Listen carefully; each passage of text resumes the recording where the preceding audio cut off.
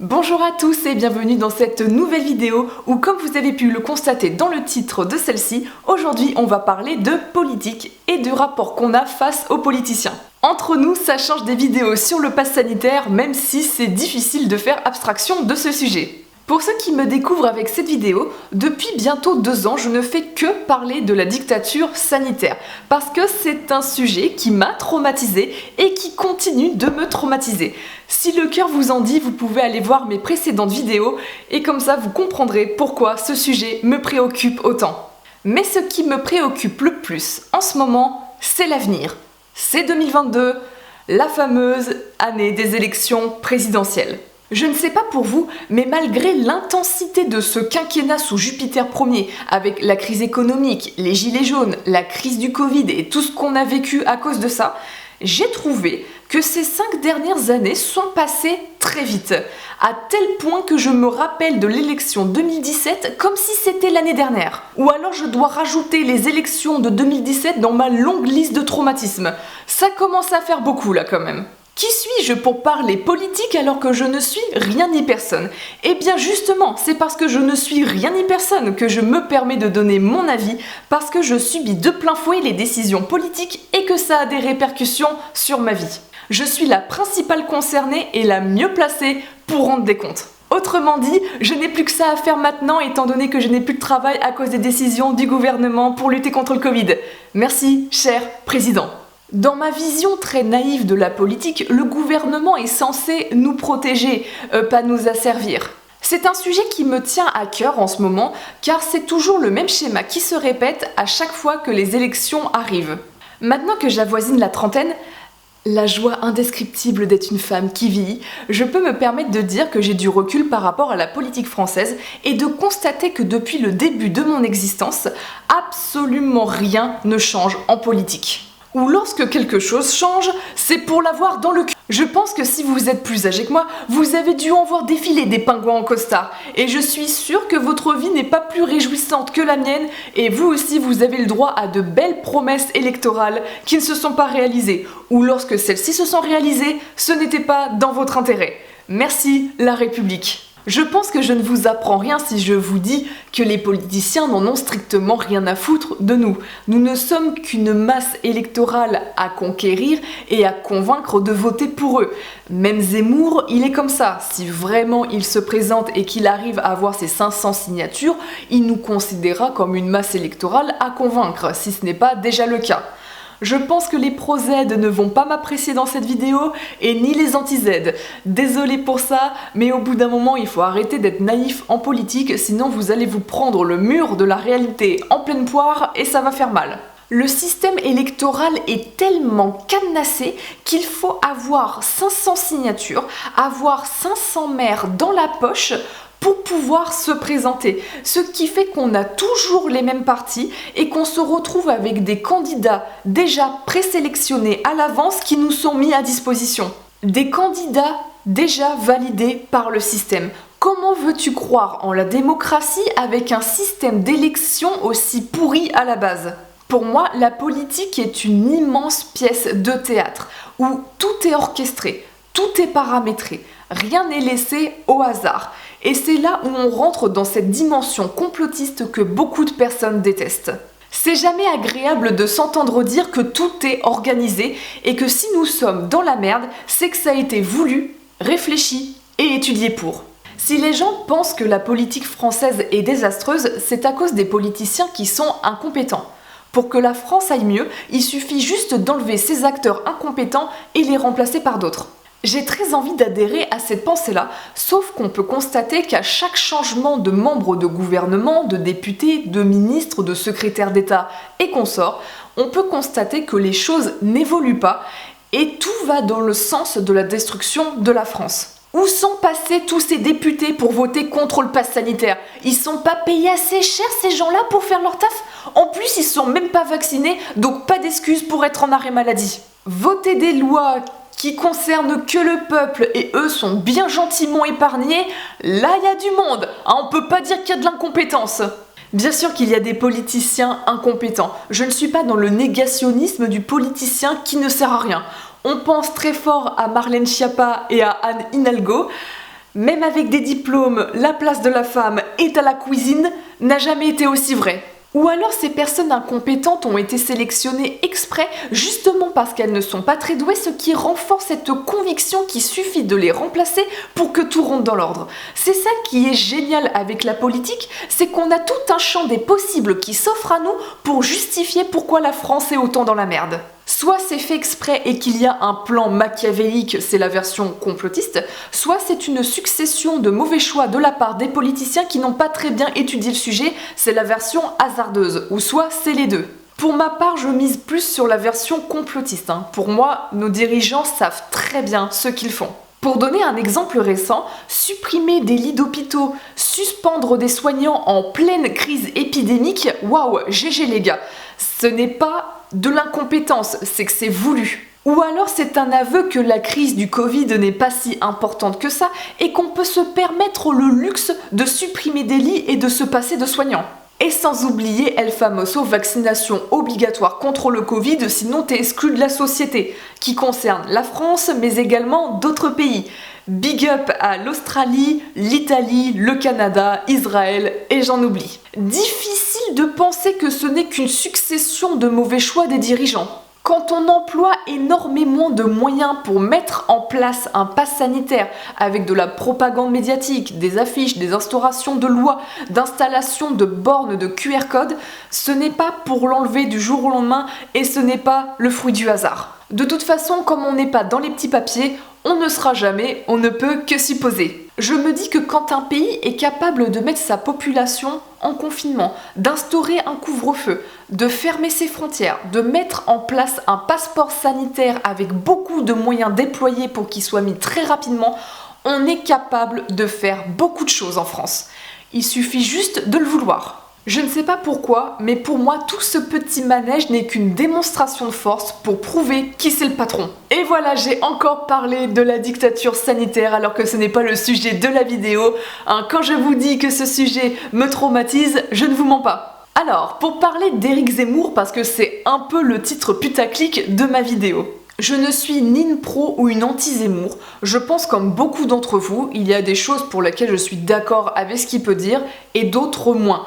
C'est sûr que si on se retrouve avec un Macron-Zemmour au moment des présidentielles, bien sûr que je voterai Zemmour, ça va de soi. Quoique je ne suis même pas sûre de pouvoir aller voter parce que s'il faut un pass sanitaire pour aller voter, franchement, flemme. Et pire encore si les élections sont par vote électronique. J'ai pas perdu mon travail exprès parce que je suis contre le pass sanitaire pour aller me curer le nez à mes frais pour aller voter pour mon petit candidat préféré. J'ai envie de rester cohérente dans ma démarche de lutte contre le pass sanitaire.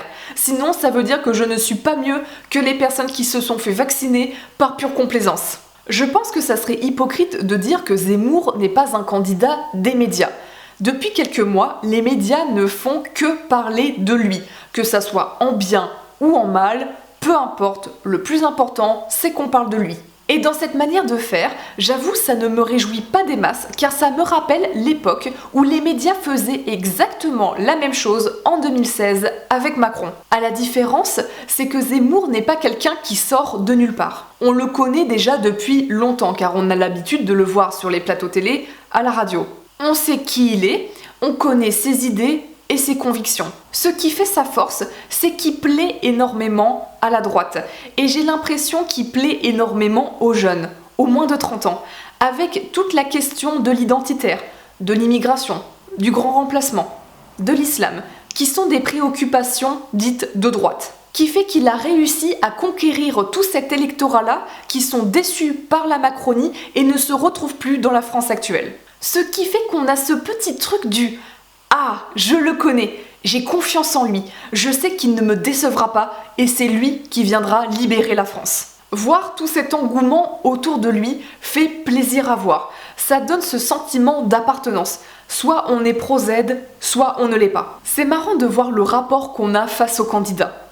Rappelez-vous, ça a été la même chose avec l'UPR, avec François Asselineau, où il y avait beaucoup de personnes qui militaient sur internet pour faire connaître ce parti, que ça en était insupportable d'ailleurs. où j'avais l'impression qu'il y avait beaucoup de personnes qui voyaient Asselineau comme le sauveur de la France. On avait la même chose avec la figure de Marine Le Pen qui, si elle était présidente, sauverait la France. On attend du candidat à la présidentielle les mêmes caractéristiques que le Messie. C'est pour ça qu'il y a des gens qui deviennent fous lorsqu'on critique leur candidat préféré.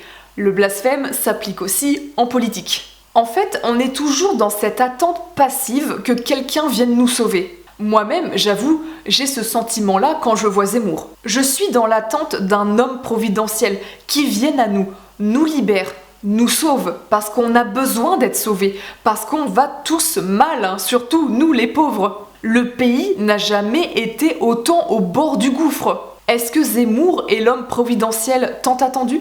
Est-ce que ma situation va le préoccuper? Est-ce que la situation de mes collègues qui ont perdu leur boulot à cause de ce putain de passe va le préoccuper?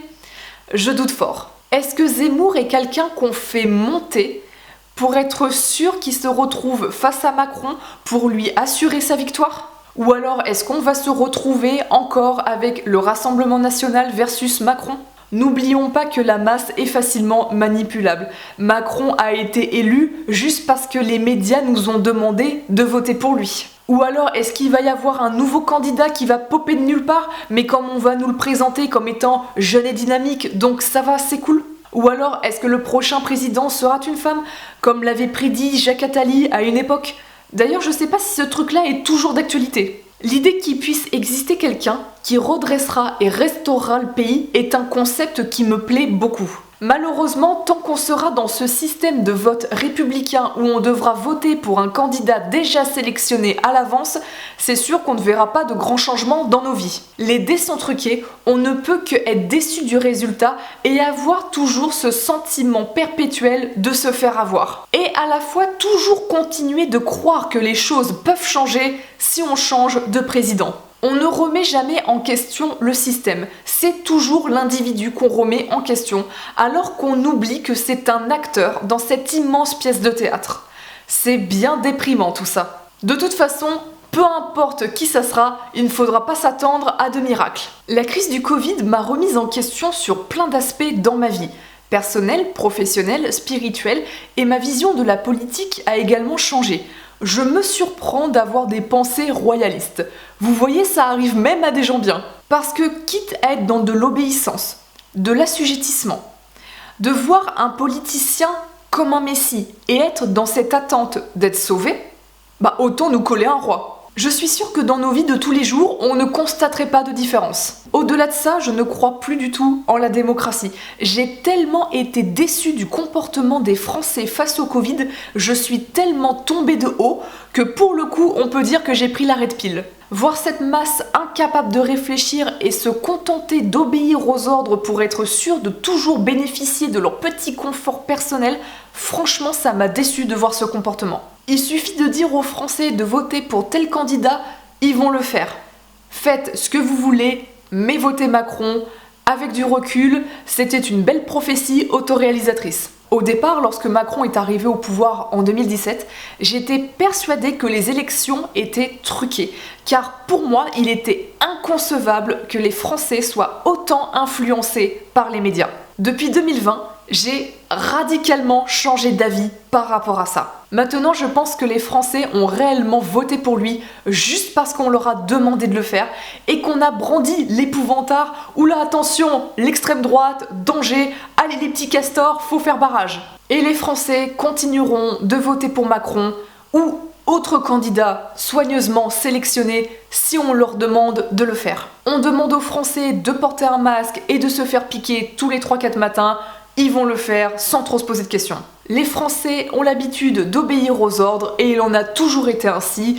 Et c'est à ce moment-là que tu remets en question toute l'histoire de France. C'est pour ça, autant nous coller un roi comme Aragorn dans Le Seigneur des Anneaux. Comme ça, on retrouve notre souveraineté, notre monnaie, on sort de l'Union Européenne, vive le Frexit, on arrête toutes les conneries avec le pass sanitaire et ça sera pas plus mal. Pour finir la vidéo, je ne crois plus en la politique depuis longtemps déjà, mais contrairement à 2017, je n'ai plus envie de participer à cette mascarade. En plus, s'il faut un pass pour aller voter, C'est mort, comme ça la question, elle est vite répondue. J'aimerais bien que l'abstention soit le plus grand parti politique de France. Un peu comme les élections régionales de cette année avec 69% d'abstention. La seule bonne nouvelle de l'année 2021, c'était de voir tous ces politiciens en sueur à ne pas comprendre pourquoi personne n'a voté pour eux. C'était assez jouissif et c'était le seul moment de l'année où j'étais fière de mes petits Français. Je ne supporte plus ce truc du « allez, on va voter pour le moins pire » ou là, attention, pas l'extrême droite au pouvoir, sinon on tomberait dans un pays fasciste. Si je ne m'abuse, Macron n'est pas d'extrême droite. On sait pas trop ce qu'il est exactement et on n'a jamais su. Et pourtant, malgré ces 5 ans de règne, on peut plus dire qu'on vit dans un pays libre. Les heures les plus sombres, toi-même tu sais. Je ne place pas grand espoir dans la candidature d'Éric Zemmour, même si j'ai envie d'avoir tort et de me dire qu'il ne peut que nous arriver des bonnes choses maintenant, étant donné qu'on en a tellement chié. De toute façon, en politique, j'ai la même pensée que ce grand philosophe Dewey dans Malcolm. Je ne m'attendais à rien, mais je suis quand même déçue. Alors, et vous, qu'est-ce que vous pensez du Z? Qu'est-ce que vous pensez de la politique en général? Est-ce que vous êtes satisfait de ce quinquennat sous Macron? Et est-ce que vous êtes prêt pour un deuxième tour? Merci de m'avoir écouté jusqu'au bout, j'espère que la vidéo vous a plu et que vous l'avez trouvée intéressante. Je vous dis à bientôt, soit sur YouTube ou soit sur Twitter. Salut!